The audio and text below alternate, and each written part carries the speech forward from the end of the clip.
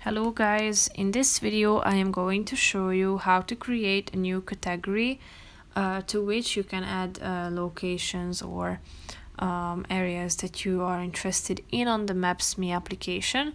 But first I just want to mention, don't forget to subscribe to my channel, because at 10,000 subscribers I am going to show you my whole YouTube revenue statistics and growth strategy, how to make money online. So let's jump into it. First of all, open the application on your phone and then tap on the icon down below, which is called favorites. That's the fourth option.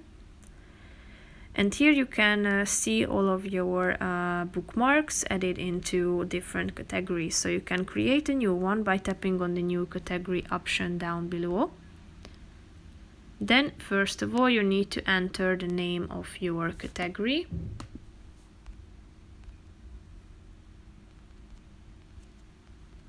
Then you can also add a description if you feel like to do so, but it's optional, so it's up to you. You can leave it out.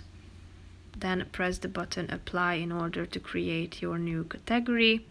You can add items to it which will serve as bookmarks, so you can go back to these anytime you want.